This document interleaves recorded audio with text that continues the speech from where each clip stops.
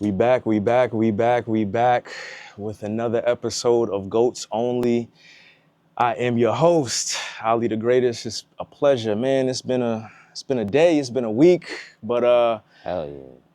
when we have moments like that, it always leads up to greatness. It always leads up to GOAT energy, and I'm sitting here next to another GOAT, another young legend who has not only made his mark in the music world, but someone that I look to and watch and have watched over the years and, blossom into not only becoming, what you would call the epitome of a black man, let alone from music. But, we talk about activism, we talk about spirituality, you talk about mindset, and then you wrap all of that into the poetry, into the music, into just, who you are and what your brand has become today. Ladies and gentlemen, I give you the one and only Klassik Poet. My man. What's Ali, going on?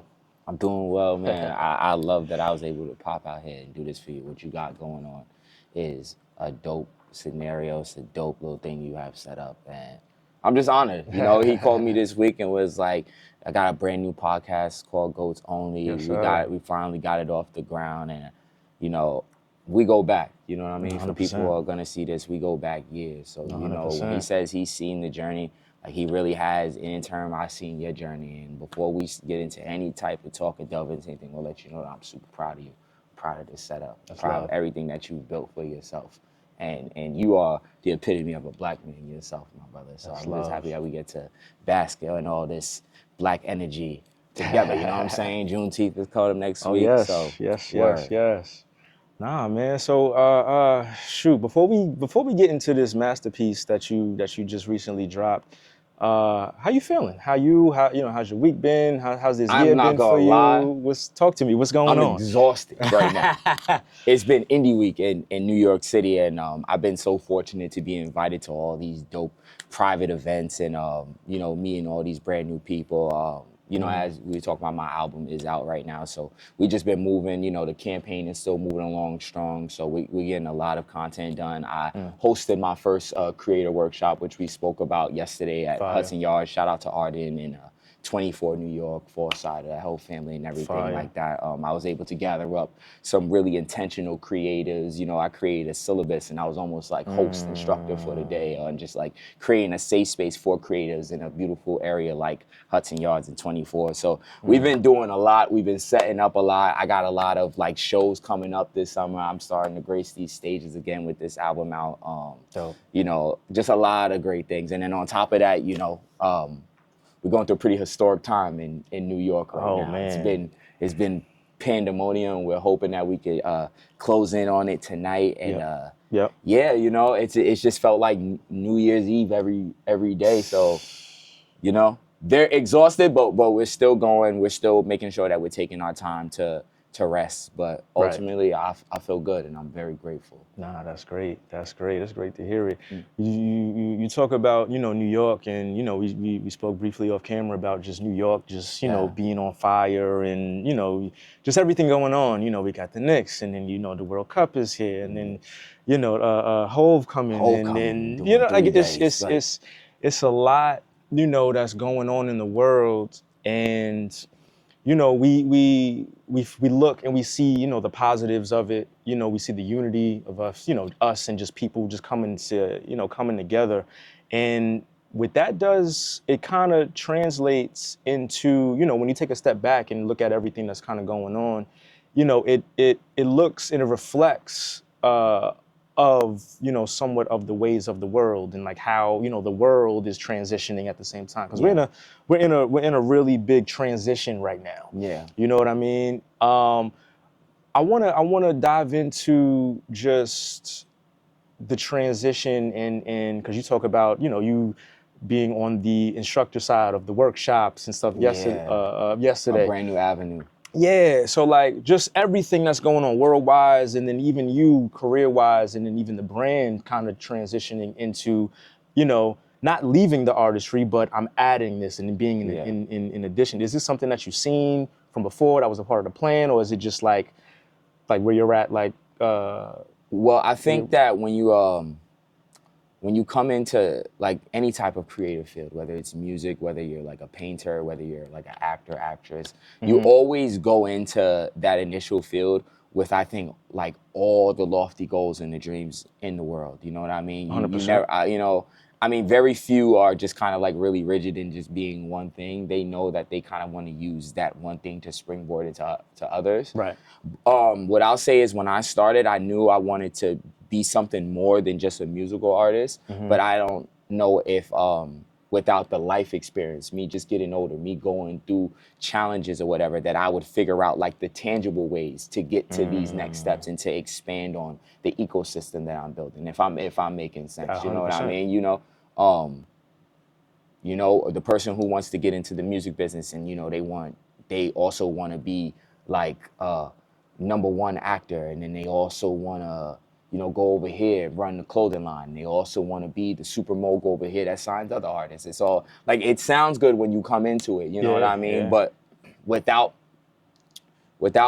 becoming an adult, without having challenges, without your path and your road taking you to all these twists and turns, you wouldn't have the knowledge to understand, okay, well, this next lateral movement is like what's gonna help my brand overall. So Right, in terms right. of like me putting together like my own workshops and me partner up to even do these type of events, or even when I drop my album, you know, the silent release listening party that I put together, like you don't know how to put together these tangible types of events and expand it unless, you know, you go through the whole, you know, doing underground Process shows of for it, years, and doing the showcases, you know, understanding what you're supposed to say yes to and what you may not supposed to say yes to. Understanding, and you're gonna love this work because what aligns, you know what I'm saying? Alignment. You know what I mean? You don't understand you don't understand alignment. You know what I mean? You don't get any of that without experience. So yeah, that's the long-winded answer. You know, and the short-winded answer is, yeah, I always knew that I would do more than just be a recording artist myself. I always knew that I wanted to make my mark that was something that was for more than just myself. Very big picture oriented. Yeah, and you're someone who has, you know, depth, you know, just by, you know, just on the human side. You know what I mean? Like, you're not like us, like, I'm, you know, day one, it was just like, you know. Yeah, I don't like that surface level shit. Like. Yeah, like, and you gonna make it known, you know what I'm saying? And I just learned, you know, shout out to, well, first and foremost, happy belated birthday to you. Oh no, my birthday's coming. Well, I don't know when this is gonna air, but my birthday's the 17th, so it's coming up this Wednesday. Oh, it's coming up. Yeah, it's coming up. Even better. Yeah. Gemini season. Yes, sir. You know what I'm saying? But it plays the part into the depthness of, you know, who you are. Yeah. You know what I mean? So it, you know, it aligns and it makes sense. Because honestly, I don't know any Gemini that's a surface person. You know what I'm saying? Like, it's always levels, and it's always, you know, greatness there as well on the creative side, you know, on the mindset, on the mental side, and then just, you know, energy too. You know what I mean? Like, you've always been someone that has operated on a high frequency and was just like, you know, I might be here, but I got a plan that's gonna take me there, and I got this plan that's gonna take me there, and it's just like, I'm already, you know, you're already 10 steps ahead, but it's like, all right. So, you know, when I say, you know, just watching and just, you know, tapping in, because I'm somebody that, you know, there's moments when I'm out and you see what's going on, but then there's moments where I'm in, but I'm always tuned in and I'm always, you know, tapping in.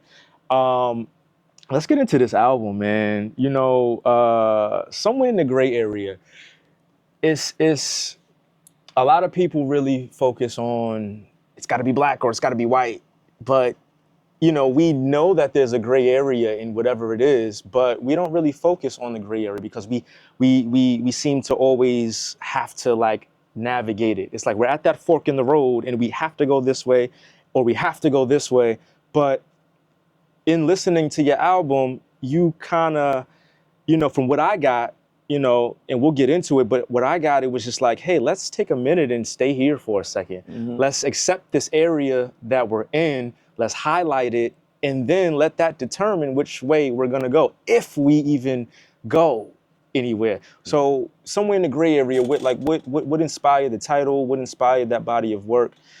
Give me the insights. So somewhere in the gray area, what inspired somewhere in the gray area was just me being in a very reflective period in my life where I was understanding where I was, what I still wanted to do, but more importantly, how much like I've done the way up. I think us as human beings, we have so much going on that we often don't take the time to be present to our everyday journey. And I've been saying this pretty much my entire campaign. Everywhere I went, you've heard me say this. Somewhere in the Gray Area is an album about the journey in between intention and destination. We all know where we want to go. We all have like an intention that we set out originally, right?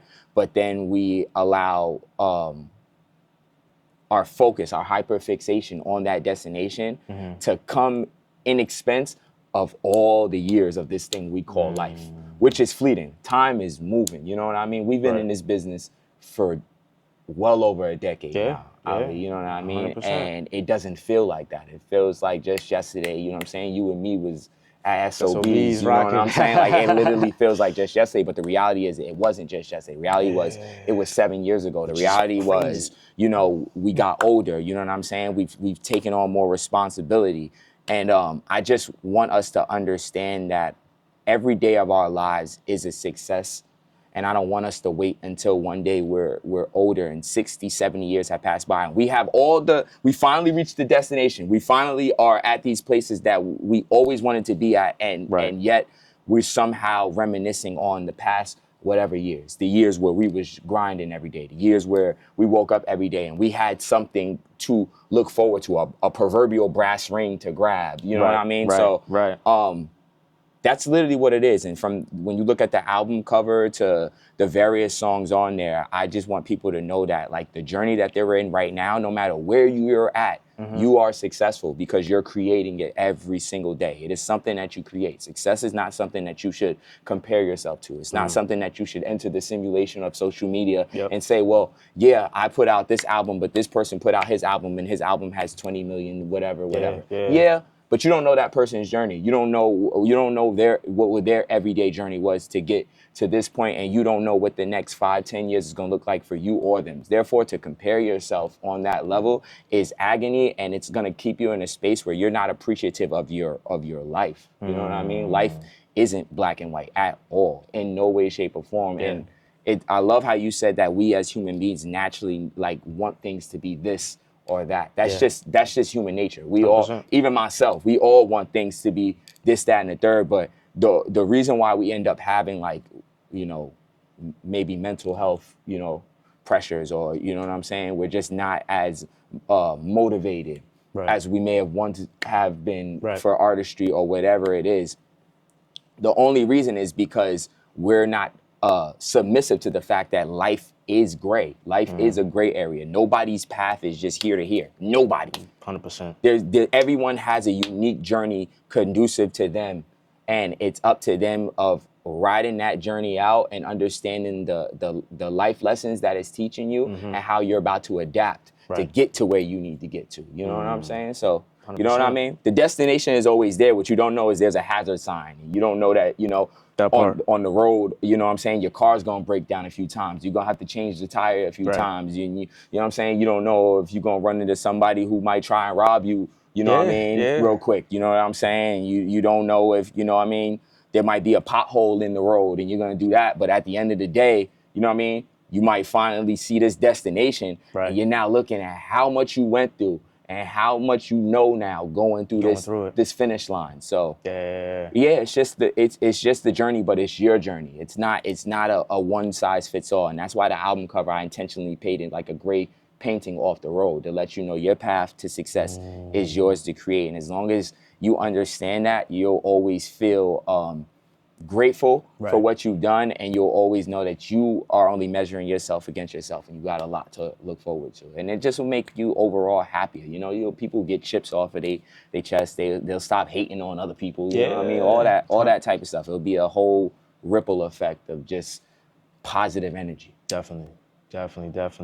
When you talk about positive energy and putting yourself in that place of just the, you know, the creative space, like where do you pull motivation and inspiration and all of that from, particularly with this album? Like how did this start?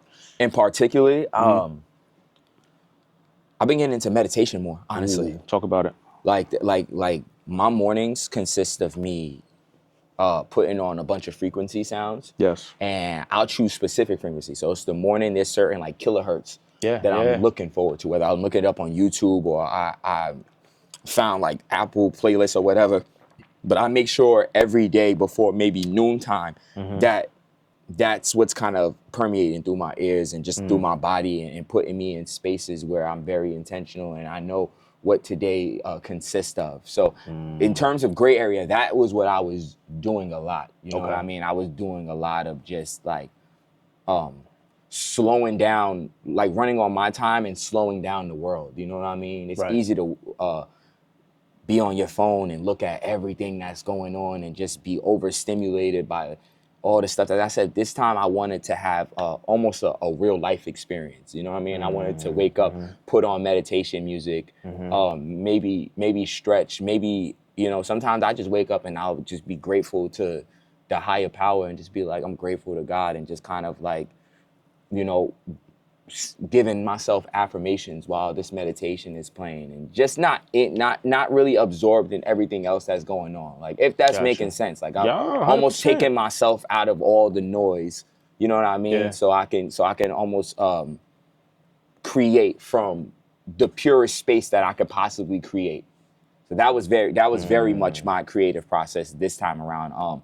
Me and my producer, D-Cos, shout out to D-Cos, we actually, in the process of creating Somewhere in the Gray Area, we also created like a frequency playlist ourselves. You know what I mean? We created, you know, especially, specifically like a sleep sound one. So it's just like us as creatives, sometimes our brains are just, it's just a lot going on. Keeps us up at night. We might wake up, we might be up till 3, 4 in the morning just cause we have all these things we want to get done and our nerves are shot and we just, you know, we just don't allow ourselves to always give us that rest. So I'm like, what if I created like a sleep sound playlist where we studied the certain qualities and the sound frequencies that is meant to induce like a healthy, calm sleep, but also something you could put on whether you're having like self-care days, self-reflection days, you know, aromatherapy, whatever. And we just let that energy drive us through the record. So, you know what I mean? There's a lot of, even when you listen to the album, there's a lot of points where the album is just breathing. You know what I mean? It's 100%. Not really, I'm not always it's like, I'm not taking up every single bit of space in ways that I may have tried to take up space in my previous albums. I'm understanding like, yo, the power of like, that was powerful. That was a message that I was trying to get out. That was a moment that I want people to feel. Let's let that rock. 100%, 100%. And that's something that I got just, you know, upon listening to it. And I was in the gym today, just bumping the joint, and then, you know, all leading up to hit. So we was pulling up in the parking lot, bumping the joint, and, you know, just, you know, because I got it and I heard it when it came out. But, you know, it was a little time, and I was like, I know we sitting down, so, you know. Yeah. But, so when you talk about just the creative process, and, you know, again, shout out to your producer, D-Cos, like my man definitely did that. Yeah, he definitely did that, man, for real. D-Cos is the man. There's, and you can see your growth on this album too. There's a record or 2 or 3 for everybody. Yeah, you know what I'm saying. You got the joints you can step. You know, you got cookout music on there. You know what I'm saying. But then you got those pain, you know, joints on there as well, where, you know, you're talking about. You know, RIP to the family member, but you're talking about, you know, losing a cousin and just, you know, being at that fork in the road and, you know, just kind of realizing and seeing, accountability and just like, you know, the growth. So in the process of it, like, what was the initial intention? I know you talk about gray area and just living in the gray area, but as you're going, you know, with the creative process in the album, did you find yourself deviating from the initial intention? Or was it the same intention throughout and it just kind of blossomed? Well, no, this is maybe probably the first album where we didn't deviate from the intention at all, specifically because this is the first album where I may have worked from backwards. Oh, okay. You know what I mean? Like, you know, sometimes people, you go into the studio, you create music, you create more music. As you're doing it, you start to get an idea of what this is. Yep. Nah, I knew what this was gonna be like in reverse, you know what I mean? So if you want to know the specific story, if you want to know like what started, give me the scoop. The whole gray area. Give me the scoop. I had went out to DC, Baltimore. Me and my small little team. We had we were doing a show for these homies that we had out in Baltimore. Okay. We drove down there. We got a rental. We Dope. drove down there. It's a dope scene You out know, there yeah, in we got, Baltimore too. Yeah, but DC, that's where we really was like, yeah. I would say that's where I started to have an epiphany on what the gray area was. Because prior to that, I had lost a really close friend 6 months prior. So I had a bit of writer's block. I was doing the show because I had an album out already and was just moving along the country, just doing what I was doing. Right. But I had writer's block. So I didn't necessarily know what my next step was going to be, or if I was even going to do another album like so soon. Like I thought I was going to actually take a break on doing albums, maybe do singles and just like, maybe enter my music into more sync stuff. Just find more ways to create that's stability, monetize around me. But I thought like for a second, I'm like, KP, we can relax on albums a little bit right now. And then we go out to DC and we're just walking into like these establishments, these Black-owned establishments, and we're talking to people and like we're creating connections with these new people to the point where we're like discussing like running shows out of these places and just doing a whole bunch of like really dope networking that we're creating ourselves. Right. You know what I mean? Nobody like introducing us just being curious and us leaving with like new contacts and new ways to create opportunities for us and like artists around us. And then we go and do our show in Baltimore, and the show in Baltimore ends up although it's always character building, it just ends up not being what we necessarily like expected it to be. I think maybe there may have been like 7-8 people in that room for that show that night. Oh, okay. And out of all the 7-8 people were people that we brought in from like whether they came from like North Carolina, whether they came from New York. So in that, like the way a normal person's perspective, I don't want to say a normal person, the way I would say a good percentage of a person's perspective would be is, man, like, it's only like, I'm only doing this show for like 10 people. Like, what the fuck, man? I like, you know what I'm saying? I done been in this for too long. Like, I don't want to do this. The way I looked at it is my perspective was like, okay, but like, check this out. Even though like, I'm not like per se selling out an arena right now, right? Right. Out of all these small amount of people, all these people just left wherever the fuck they was from, majority to come see us. You know what I mean? We got in a car, we got in a rental ourselves. You know what I mean? We booked the hotel ourselves. You know what I'm saying? You know what I mean? We're traveling, doing this ourselves, and on top of this, we're meeting new people that we never would have met had we came out here. You know what I mean? We're seeing these new establishments. You know what I mean? We're meeting people who was, entrepreneurs within their own right. That Black-owned restaurant I'm talking to you about, they may have been open maybe about a month, and they were still like opening up more spots that they were showing us that they didn't even show to the general public yet. So those experience and the experience of just actually doing it is like, yo, we're still doing it. It's not the easiest, but no one said this was gonna be easy. This was gonna be hard as shit. 100%. You know what I mean? We always said you had to have tough skin for this shit, or you can't be in this. So the way my perspective was working is like, nah, but like we're still creating our moments. Right. And in that hotel room in Baltimore was just the epiphany where I was like, wow, it's the gray area. You know what I mean? Because it's not like I haven't have been on like high level New York radio. It's not like I haven't sold out shows before myself. It's not like I haven't done this. It's just that frequency of like ups and downs when you're doing this yourself and you're doing it on your own terms. It's not always gonna be like this straight linear path to success. It's gonna come with those challenges. 100%. And I'm like, wow, it's literally the gray area. And I literally remember that morning, like 6 a.m. I woke up at like 3 a.m. that morning, and I just stayed up. And it was like our last day. We was hitched in the car. We was heading back up to New York, and I just Mile a Minute. That the last song on the album. That was the record that I was just playing in my headphones over and over again. And in that moment, I was like, Ali, I was like, fuck, I'm about to go do another album. Like, I told my ass I ain't about to pull out the fucking budget to do another album, but sure enough, here we are again. It'd be like and that, we got to do it. But because I was so intentional, because I understood the message, because I understood, success is something that you create. You're in control of your success. Nobody's in control of your happiness and your success. Right. You know what I mean? We allow ourselves to be controlled by that. Once I had that why and that central theme, it was easy for me to like let the music flow now.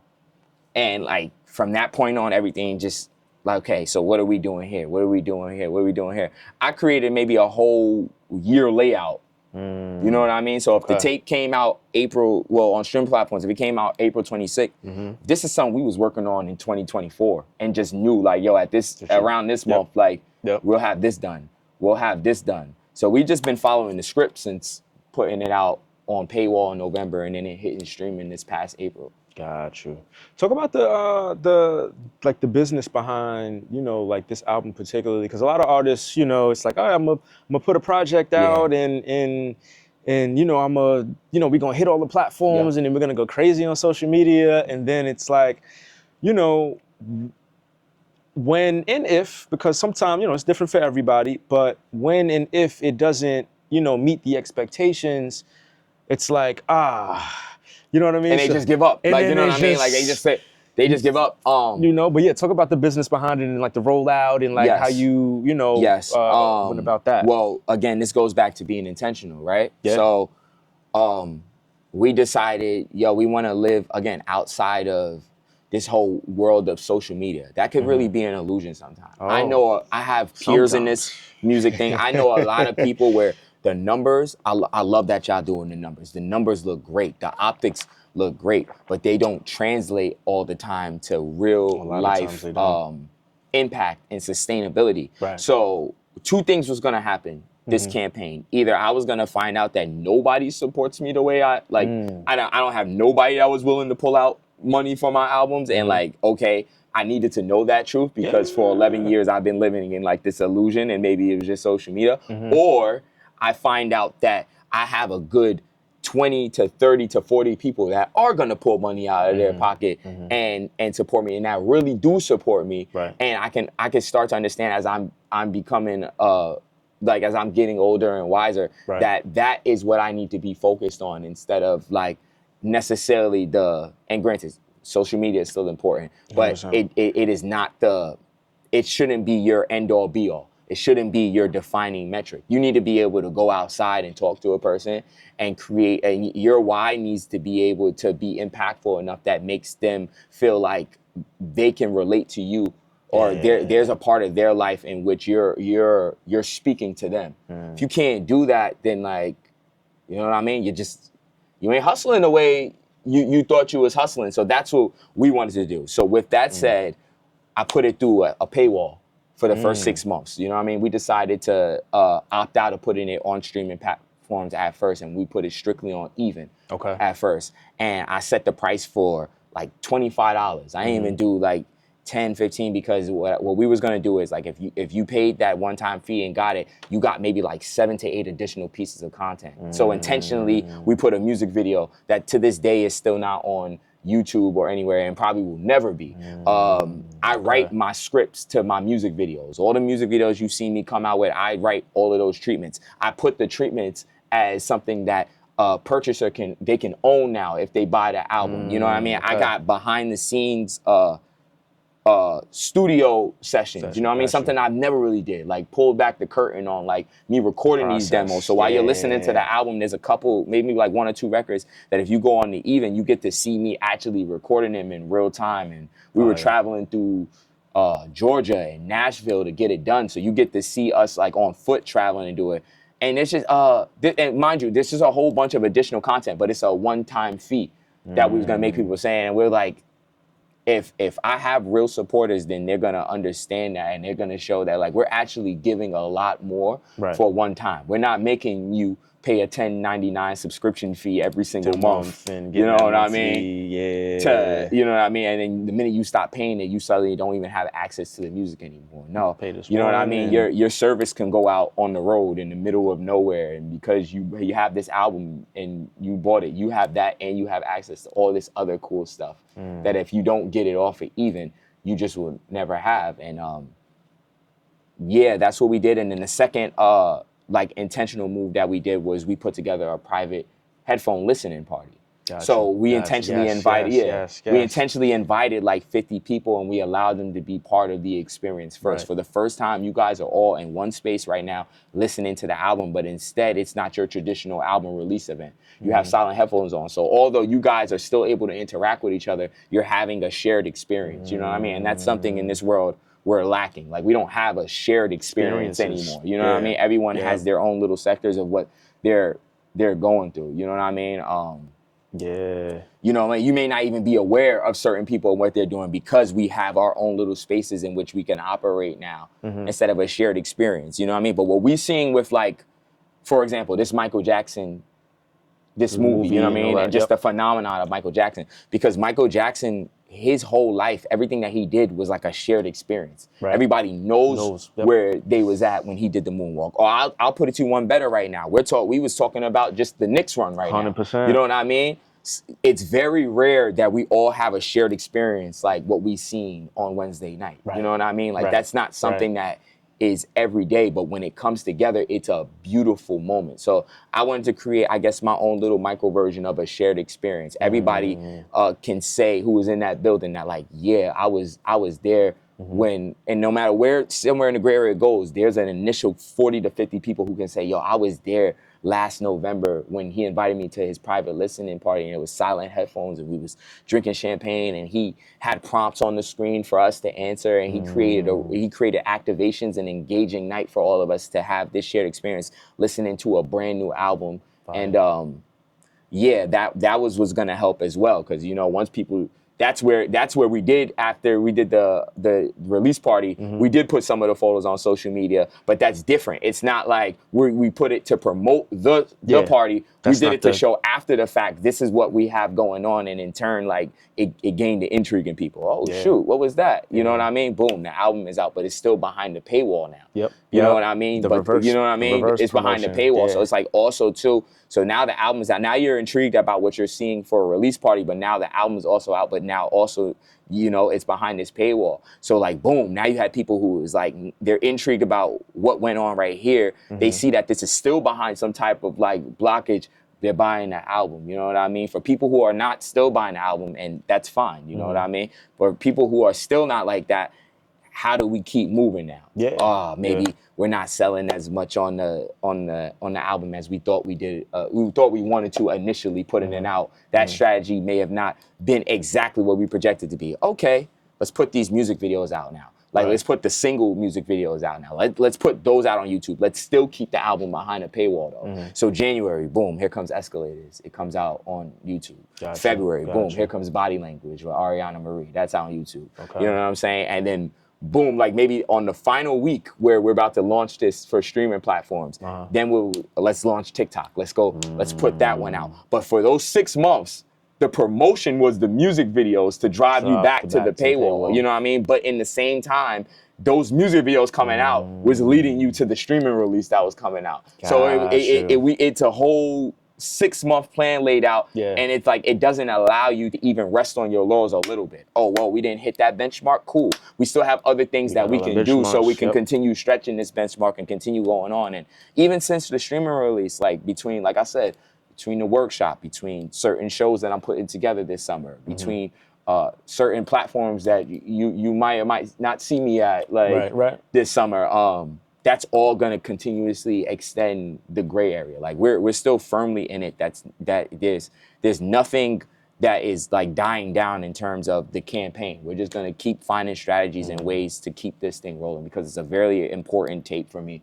And I feel like it has a really important message, and I feel like it's something that I don't want to give up on at all, like not one bit. So I know I'm giving you these long ass winded, long ass winded responses, but that is just that is just the real. So go, man. Yeah, that's just been the strategy. Has just been real timing, like really going outside. You know what I mean? People are so comfortable within the confines of their own spaces that they don't want to go outside no more. You know what I mean? On some real New York shit. Come outside. Step outside. That part. You know, like that part. So on a business tip, and so when you talk about campaign, right, and you know, being intentional and being, you know, everything,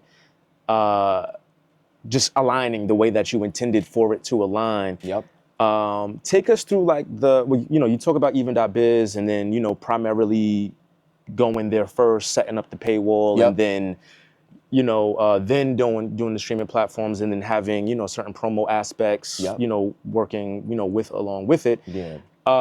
did you, obviously this is not your first, I want to say this is your fourth studio I mix mean, album. yeah, fourth like real studio album. I think in terms of just projects, if you want to include mixtapes and all that, that's Got like you. maybe 6 or 7. But Okay. excluding the SoundCloud mixtapes and all that stuff, This is number 4. This is number 4. On a business tip, would you recommend artists, everybody has to curate their own experience in their own campaign, in their own, lane, but would you say that this was a pivotal turning point? Was this the way to go for you, the even.biz, the paywall, and then just kind of having that set up? Or would you say it's equally parallel to just going directly to streaming platforms and then going that route? Well, I would say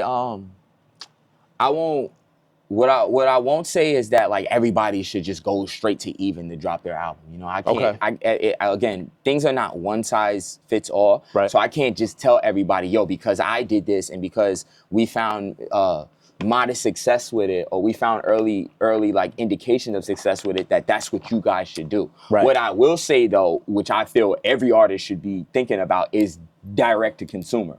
So it doesn't have to be even. It could be Bandcamp. It could be your own website. You could put together your own website and just sell your joint there. Shoot, you can come back with CDs and this could be 1996 again. You could just sell the shit out your trunk again and just be like, yo, get a CD player again. This is how you gonna get it. Right. But I'm saying you should be able to be comfortable now understanding that like the industry is changing, and with that changing means you have to figure out ways in which you're directly getting to the people who are there to hear your message. That's what I'll say. I'll say direct to consumer is not just the future, but it's like the now.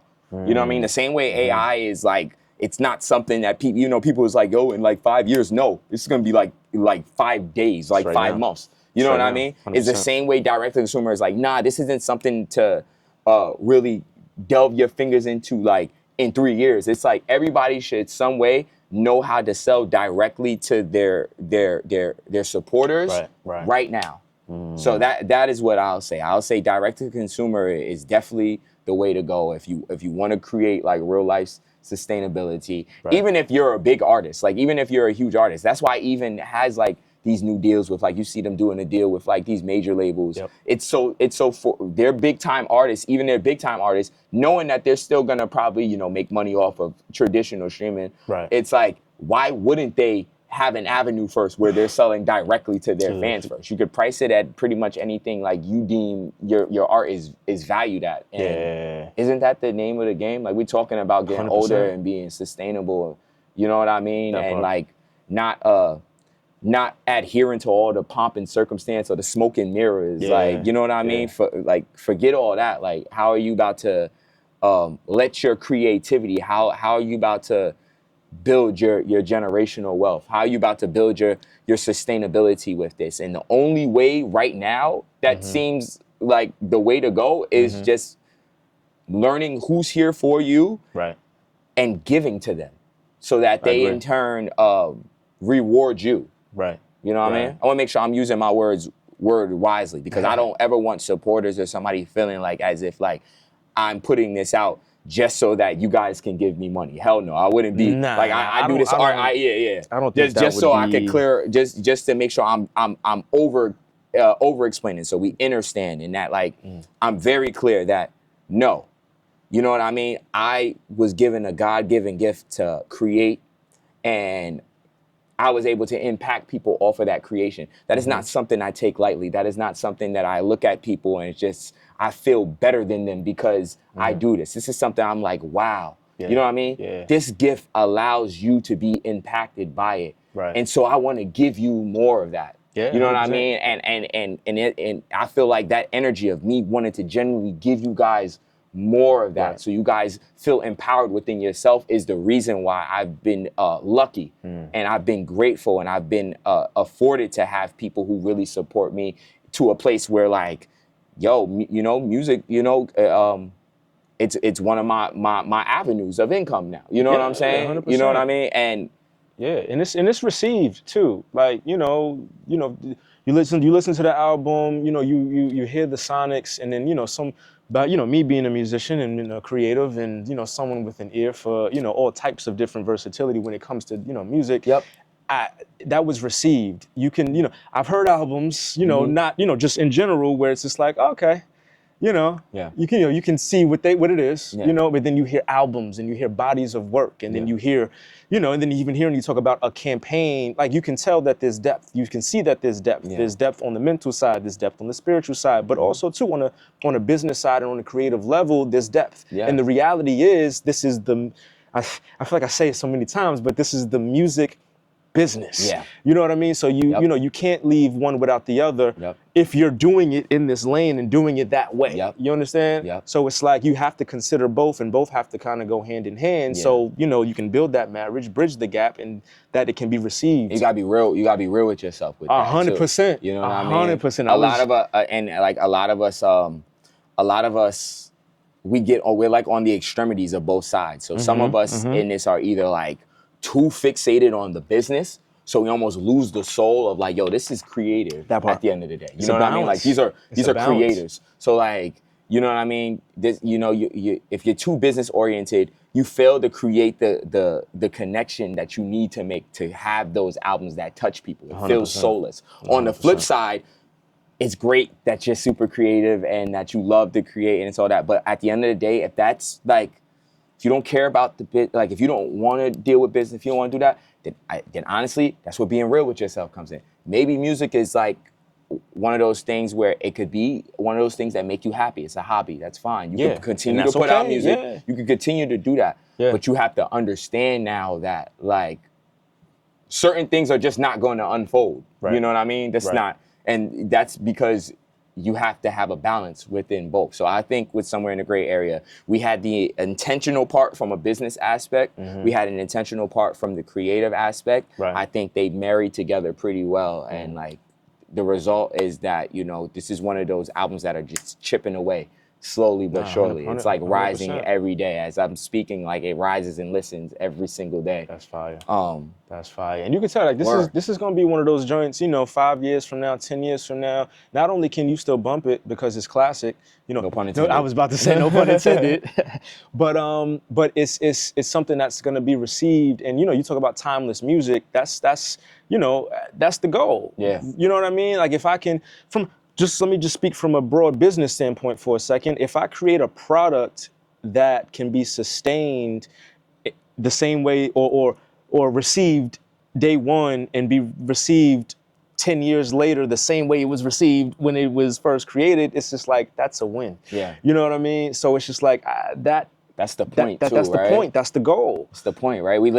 Life is at most you got 100 years, right? How cool is it to know that you may have put out something that like well beyond your physical, right? Like when this is all said and done, we're talking about 60, 70, 80 years down the line. How cool is it to think that like something that you put out intentionally into this world is gonna survive beyond like your physical existence?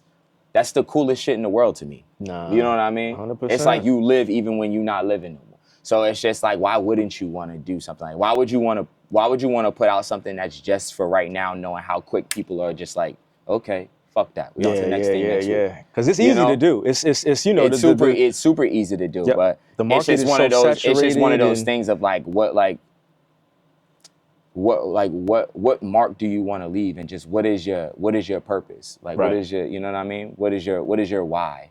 You know what I mean? Why do you get up every day? 100%. You know what I mean? Why do you continue to do what you're doing? And that's, you know what I mean? I think that I approach not just music, I just approach my life like that.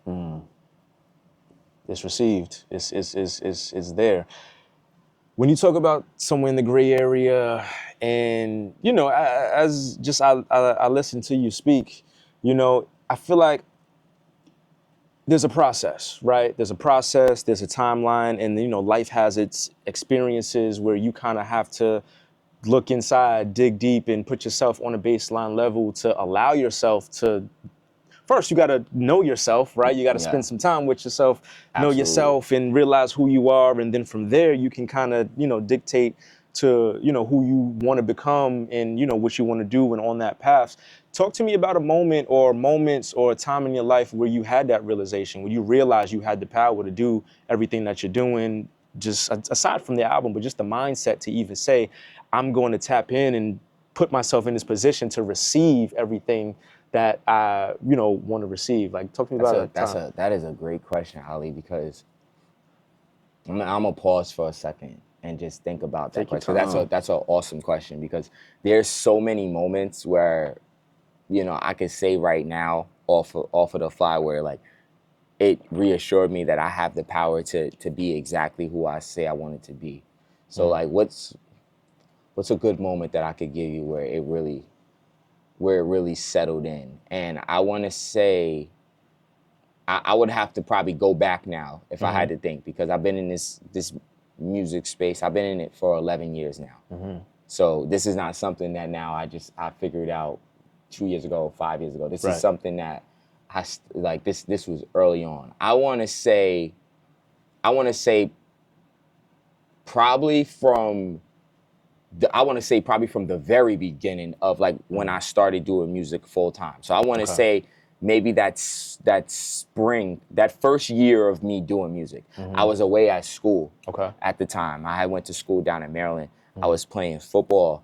And as I'm playing football, like I want to say the week before I went away to college, I dropped like my very first anything on SoundCloud, anything.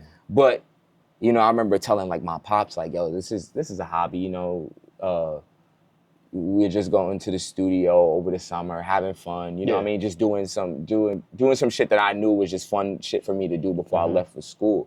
So I didn't go into it with the sense that, like it was gonna be anything. But as the entire school semester went, that one song that I put out on SoundCloud was just growing. Like people was reaching out to me, people from back home was reaching out to me. The song was called No Favors. I don't even know if it's still on SoundCloud, to be honest. But check out No Favors to see the growth. Look, Ali go. That bars was probably trash. I'm gonna be honest with you. Listen, now. you probably see the greatness right there if you listen. Yeah, listen, you might hear little specks, but yeah, at the time, and just, I guess I was shocked that I was getting so much love back at home while I'm in Maryland thinking I want to be a football player. And as I'm in Maryland thinking I want to be a football player, something in me is letting me know, like, yo, music though is the one thing that just like it. And don't get me wrong, I love sports. You know what I mean? Grew up with a bunch of athletes and stuff like that. I love sports, but it wasn't something that I felt like it was a sixth sense, like how music is. You know what I mean? Football was something that like I was the bench player, and I think I alluded to it in Genesis. I was like the bench player. I was never the starter in sports. Never. I didn't start on a team until like the later years of high school. Like I didn't. You know what I mean? The fact that I even got to play college football is a goddamn miracle. You know what I mean? I even made it that far. And that just goes to see how focused I was and like got to a point. But music wasn't something I had to do that for. Music was something where it's just like innately you know what I mean? It was innate in me. And I had that epiphany right that second semester in school. I'm like, you know what? Maybe I should see how far this music thing is gonna take me. Cause like, it's not something that ever had to really be taught to me. It's not something that I ever had to be more or less like forced or pressured to do. This is something that brought my spirit joy. So let me see. As that's happening, we had like that end of the school year review with the college coach. I sit down with him and you know what I mean? God bless him. You know what I'm saying? Because I know he was just, doing his job and doing what he had to do as a college coach. But he looked at me and he said, I'm going to tell you straight up. He said, you are never, ever going to play for my team. Straight up. He just was like, you're never going to play for my team. So you should discuss with your parents, like, you know what I mean? Not using, not them spending up all their money. Like, he's really telling me. Giving you the real. You know what I mean? But I didn't look at it as like, give up. Yeah. Because in my mind, like, I was like, well, how am I about to tell my parents that, like, I was coming home anyways because I want to do this music thing. And this whole second semester, I've been locked in my room, either writing rhymes or creating beats and just, like, preparing myself for, like, this next move. And, yeah, he don't even know. I didn't even tell him. I was just like, thank you. You're I helping got up, me. You don't even know. You helping me. Yeah, and, like, there was the biggest smile on my face. I'm like, you just helped me. Like, you just... Now I really know. This was like you gave me, God came to you and he came and just said it in the harshest way. So he knew, okay, cool. Let's swing all the way over here, right? Yeah. So I remember at that point, like, texting my pops about me wanting to do music, but I didn't just text him like, yo, I want to rap, because telling a Jamaican father that you want to rap and just at that ain't gonna go. I was gonna get to that. Ain't no way in hell you just gonna tell me you gonna come home for that. No. Yeah. So I came with a plan. I told him, yo, I'm not just wanna rap, like, here's what I'm gonna do. I'm gonna be in the studio these amount of days, making sure I get these done. And then, you know what I mean? We're gonna make sure that we take this to, at the time we may have, you know, known a person. We're gonna take this to this dude. We're gonna see if we can get it spinning in clubs over here. Like, I remember really, I can't even tell you the full details of the message, but I do remember being like 18, 19 years old and a paragraph to my pops, just laying it out in a way where his reply back was just like, okay. Like, in that moment, like, I know he wasn't the most thrilled at the time, you know what I mean? Because he had just spent all this money on me going to college, but he also was just like, yo, he didn't, like, he's so like sure about what steps he's gonna take that as a parent, like, I have to support him on this. Like, you know what I mean? Like, I've never seen him as passionate about this. I just hope that he's consistent with it. And from that moment, I just stayed consistent. So I would say that's the first time that I knew I'm capable of doing exactly what I say I was gonna do. Because from that moment, from creating that plan, from coming home after that one semester, and then to see things unfold, not just it unfold, but it unfold even quicker than what we expected it to do. You know what I mean? Like, I remember within that 3-year time, I did like some like up next segment on Power 105.1, and just like my dad, he brought it up. He was like, yo, you went from telling me about this plan to like, you're like kind of ahead on schedule. Like this thing is actually unfolding. Yeah, he was like, this thing is actually unfolding a little bit quicker and in a way that I almost did. Like, things are feeling a little abnormal. Like, things are also like, So yeah, that was the first time I was just like, man, if you just got an intentional plan and a focus, like, and you just act out on it, you can turn your craziest of delusions into reality. I don't care. There's no such thing as really, there is reality, but like delusion can be reality too. I hope I'm not sounding too conspiracy theorist or just like too out there. It's the truth. But it's the truth. It's the truth. Real. I think the biggest success stories come from the people who were the most delusional. You know what I mean? Yeah, like, 100%. you have to have a little bit of level of that, or you're gonna listen to everybody telling you no. That part.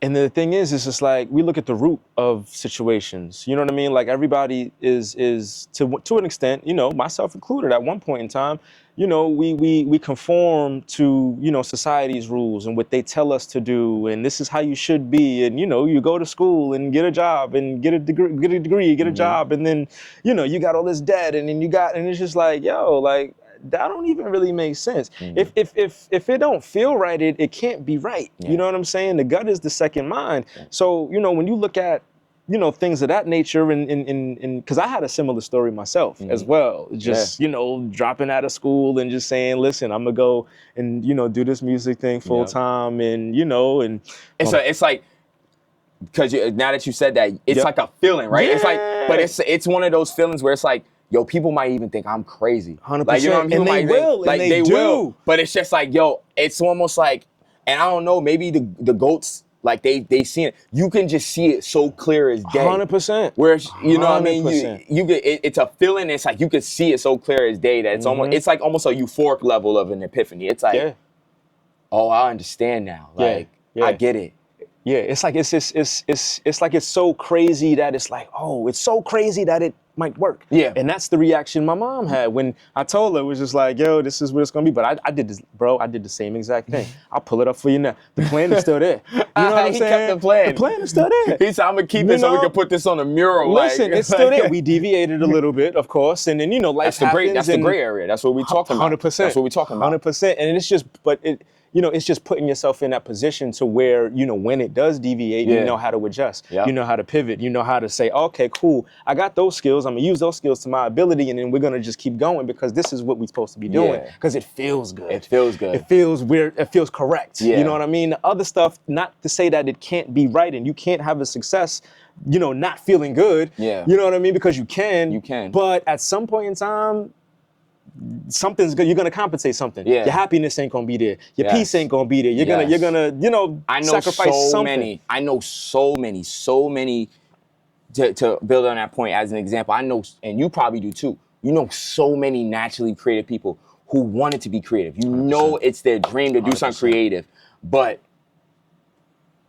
the fear of taking that leap, right, keeps them in maybe like that corporate job. Yeah. But then you see after a while, they might be making great money at this corporate job. They might have the financial stability they want, but they'll tell you straight up, like, I'm missing something though. Like, I'm not happy. I know so many people who have like all of these like physical stuff, and they'll tell me like, damn, yo, I wish though like I could like quit all this and like, and it's like the kick is you can, you know what I mean? That part. It's like you can do it. You can. It's just that level of like, like you said, letting your gut be that second mind. You know what I mean? 100%. A lot of people just don't listen to their gut. A lot of people just kind of they feel it and they just continue on with what they're doing. And so those opportunities or those where their spirits was necessarily supposed to exist in this world are maybe not there, and so they're uneasy. You know what I mean? They're not where they need to be, even though it looks like they might have it per se. That part.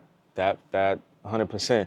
Two things I want to hit on, you know, that kind of, you know, translate to, you know, your process in your trajectory. You know, if you fail to plan, you plan to fail. You know, and, you know, you came into this from day one with a plan, and, you know, we see what it's blossomed to be. The second thing is, you know, one of the things that I learned early on, I didn't really quite understand it. This was maybe senior year in high school. I took a AP economics class, and that's where I just, you know, that's where I thought I decided that the path that I want to go. It's like, yeah, I'm going to study economics, and we're going to go that route. Opportunity cost is opportunity loss. Yeah. So whatever's, you know, keeping you from what you're supposed to be doing is, you know, that lost opportunity or that cost, you know, for the opportunity at that same, you know, that same time. And, you know, once you realize, you know, again, going back to the baseline situation and realizing the power that you have within yourself, it's, you know, you look at it from a different angle. You know, you start seeing things differently. Not only you start moving differently, but people start looking at you differently. People start, you know, they either, you know, there's no gray area, really.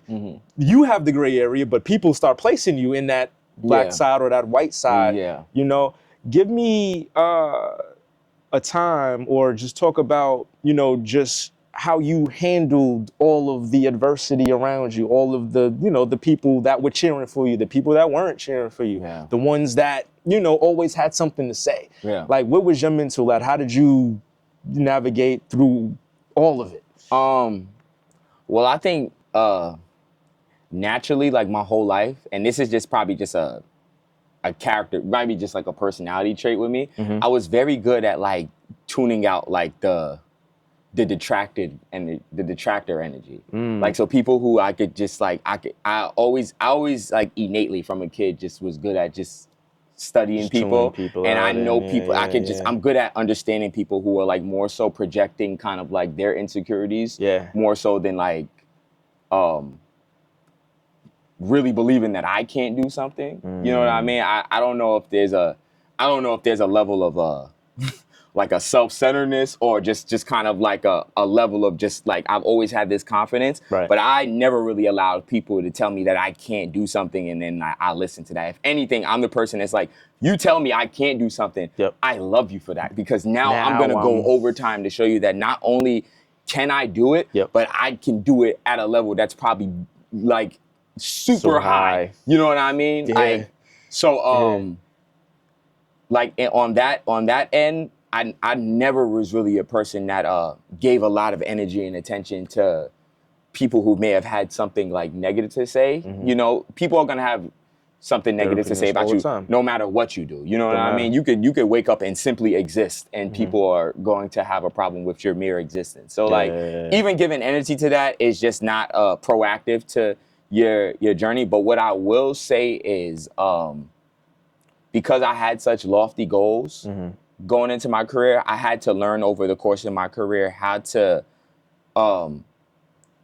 and like, thankful for the gray area, really celebrate what was in front of me. That wasn't something that I wasn't always educated on or Right. something that I was knowing of. Me talking the way I'm talking right now about the gray area and just being present to your journey and me loving your everyday journey, that was not me every day. That's where when I'm talking about the experience and all that comes from. Gotcha. I had to get to a certain levels of experience to understand, yo, I better appreciate all that I am accomplishing and all that I will continue to accomplish instead of focusing on what benchmarks I haven't hit just yet. Me at 21, me at 25, still wasn't on that. It was still like, oh, okay, Right. like, oh, we did this. Oh, damn it. All right. So now what's this? Even when I found wins, even when I had big wins, it's like, all right, what's next? Like in almost instantly. And like to the point where it's like, yo, okay, like, we know, but it's also at the same time, like I wasn't giving myself the chance to really sit in anything. Right. You know what I mean? Right. And time was passing and all that was passing. And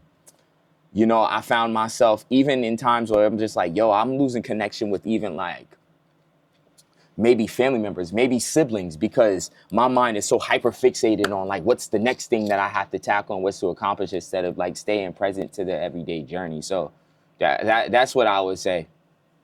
100%. Yeah. One of the tracks that stuck out to me the most on the album, and I hate to just limit it to one, but this one in particular, Body Language. Oh. First of all, when I saw the title, I was like, all right, I want to go here first. But I was like, no, we got to start at the top. I want to, you know what I mean? Yeah. I want to give it the proper, you know what I'm saying? Thank you, too. I was like, Body Language, hold on.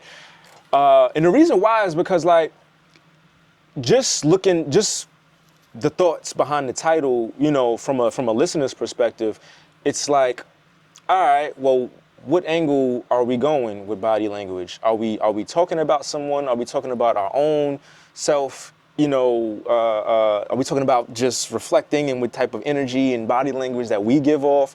Or are we looking at it, you know, once we look at people and using that to navigate when it comes to people? Like, talk to me about that record and like where you were at with the record, how that came about, you know, what inspired that? Body Language, first off, shout out Ariana Marie. She's the feature on there. She has an amazing voice, is a wonderful artist within her own right. She's doing her thing, so I just want to give her a shout out. But Body Language, that song, that was just me being, you know, descriptive of some of the like certain type of bonds that I've had with specific type of women. Okay. Where it was just like sometimes even though we might have things that we still are learning within ourselves. You know what I mean? We might still, even though we might have things that we're like healing within ourselves, whether it be from like past relationships or whether it's just, you know, personal trauma that we're still sorting through and maybe going to therapy for and stuff at this point in our lives. We still know there's a level of love and a level of understanding and a level of trust. And sometimes there's certain people in your life, there's certain women in your life that it's just like, you guys could just look at each other. You don't have to say a word. You know, you guys could give like gestures, you know what I mean? Whether it's a quick little eyebrow movement or just a little glare or shimmer in your eye where you're just like, yeah, I understood you, like I heard you. We don't have to even speak on what's known, you know what I mean? Whether, even though if you know, if you know what I mean? If you're over here and I'm over here in the world right now and we just can't align the way we want to, like, we know at the end of the day, I want to see the best for you, you want to see the best for me, and at the end of the day, the love is still pure, even if we can't be one right now. Yeah. That love is still pure, you know what I mean? And I need you to know that, like, I got that love for you, even if it's never, like, on that level, you know what I mean? And if you go and, you know, you marry and whatever, and I go marry, maybe have a kid, it's still there. Yep. We all have those relationships. That's just real, you know what I mean? That's just real from like a deep spiritual level. Like, you know, words you've been using this whole interview, you know what I mean, are perfect words to describe some of these records. So I would say Body Language was just an example of some of the more deeper connections that I've had with women, where we haven't even always had to say anything with each other. Just our presence and like being in each other's presence said more than words could ever. Yeah. Let's dive into that a little bit more. So, you know, just cause like, you know, as men, you know, as black high value, high energy, high level energy, men who have depth and, on mindset and just, put ourselves in position to, receive the abundance that the universe has for us on multiple different levels. So, you take all of that, and I feel like the result of that is, the connection when it comes to women particularly. It's an attraction, it's a radiance, and people feel that energy, especially women. You know what I mean? Shoot, me, for example, I've had my, fair shares of, that over the years. Things that have turned out great, things that haven't. But there's always a lesson in between and underneath. What would you say is, one of the lessons or the greatest lessons or a good lesson that you've learned, not only by just dealing with a female, but, just on your journey, just growing as a man and, realizing, connections and stuff. Like, how have you learned yourself in that space? That is a great question. I love that question. That is a wonderful question. Literally, what I would say, like I kind of, excuse me, but I was starting to already form, like I understood your question right before you even finished it. With me, I would say what I've learned as a young black man who has had his fair share of experiences with women now is you have to be full within yourself first before you find yourself trying to give or share that with somebody else. Agreed. You know what I mean? You can't come 100% with somebody who's gonna come 50%. And sometimes, like I said, the love and the body language, the physicalness, all of that might be A1, all that might be there, right? But if a person is dealing with this amount of trauma or X amount of trauma, and they're only operating from a certain kind of love they're given, but they're not there, they don't have that love for themselves, then it's not gonna work. It's never gonna work. It's always gonna feel like one is exerting more than the other. You know what I mean? That's just what I'm taking. That's what I feel. I feel is like before I could really give a woman my all, the way I say I have, because I'm a man too, and like we're not perfect. I've made my mistakes. You know what I mean? There's been times where I thought that I thought that maybe telling somebody that I loved them was enough, and maybe I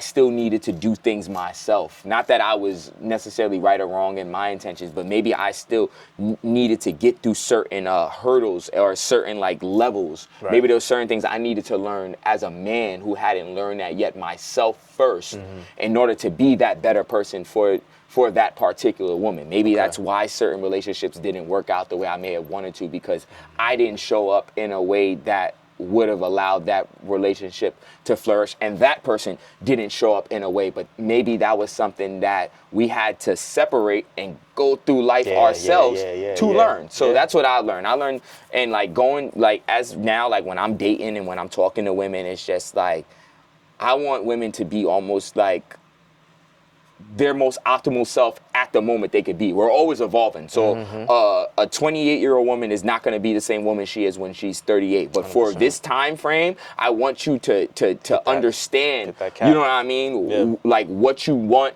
what you don't want, you know what I'm saying? Like what are your intentions?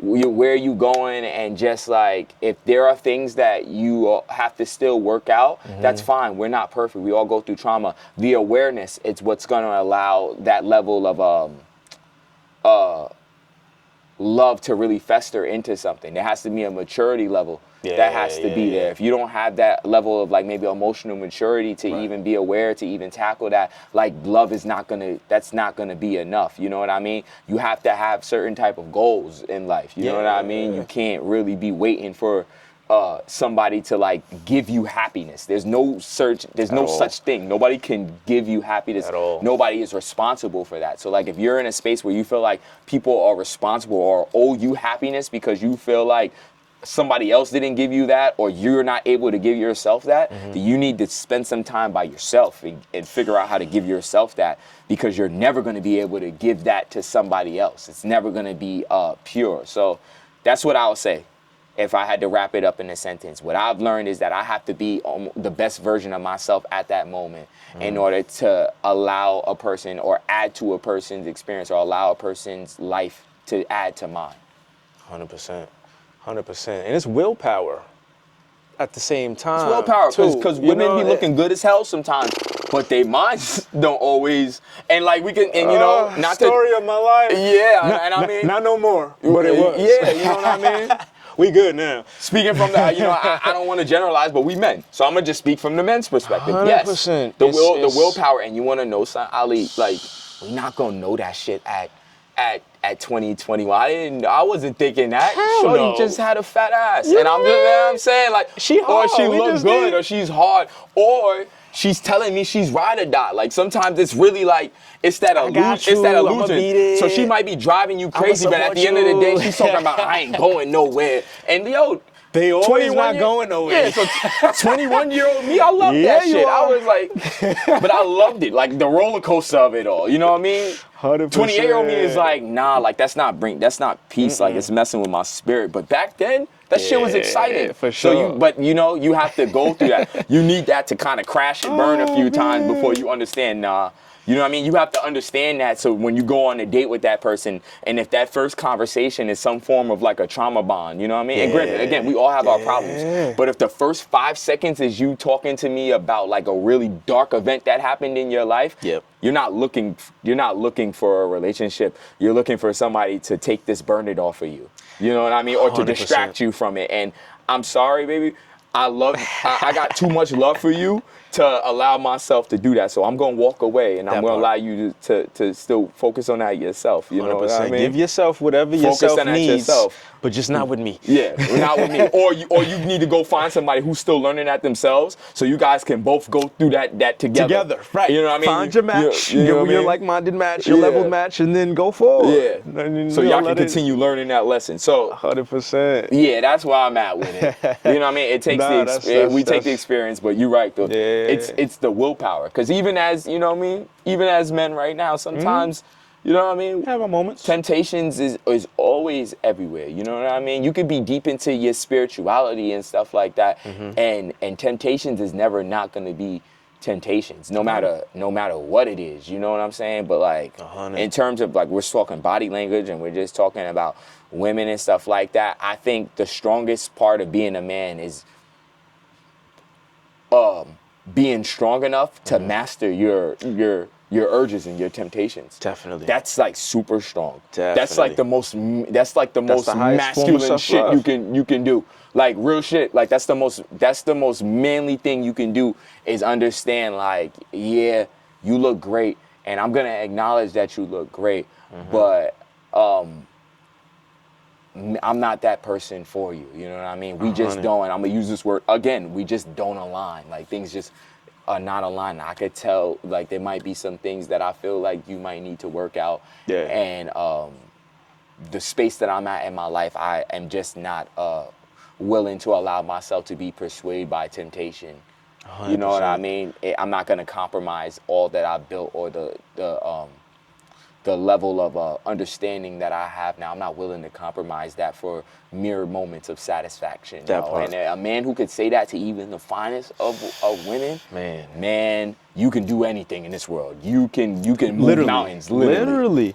And it's you know, it's one of those things to where it's like you got to be real with yourself at the same time, because the real factor is, you're gonna keep going through the same cycles until you get the lesson. Yeah. You're gonna have the same problems. So when I'm telling you those two couples, and if a girl you're gonna find somebody that is gonna do that. Yeah. You guys are. When I say learn it together, it don't mean you're gonna stay together. It's just gonna keep. It's just gonna keep happening. That's it. It's gonna keep being a cycle of like vicious shit. Yeah. Until you finally understand that, like, oh, yeah, I have to break this. Like, yeah, you have to do the work. You gotta have that discipline and put yourself in that position so where you can receive what you're supposed to receive. Yeah. That way you can align have that, operate on that frequency, so you can align yourself with what you're supposed to have, and who you're supposed to be with. You ever talk to somebody and it's just like, you almost have to stop talking to them, or like you're almost like hesitant talking to them. They might drain you because you know they're about to talk to you about some problem they've been talking to you about. You've been there for mad long. You recognize it. You see, one of the things I always say is don't miss the signs. Yeah.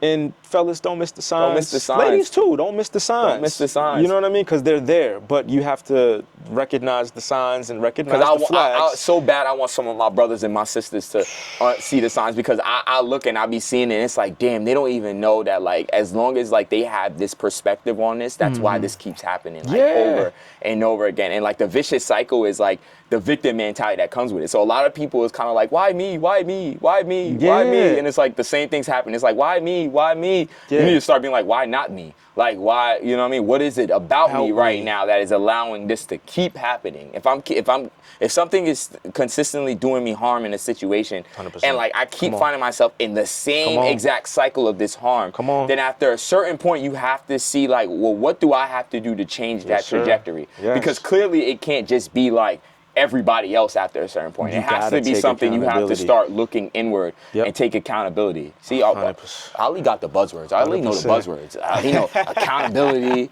alignment. We're gonna have a vocab calculation at the end of this. You know what I'm saying? Listen, man. Somewhere in the Gray Area is out now. It's on all streaming platforms. It's on even. You know what I'm saying? You see the depth. You see the mindset. You see the frequency that my brother Klassik is on. And you listen. After you listen to this illustrious dialogue that we've had, you know, thus far, you can see and be sure you will see and receive all of these thoughts and this energy on this project, you know, and again, this is something that, you know, is high level, you know what I mean? Like you got to be ready for it, but put yourself in a position to be ready to receive everything that you're about to receive, not only from Ghosts Only, but from this man's project.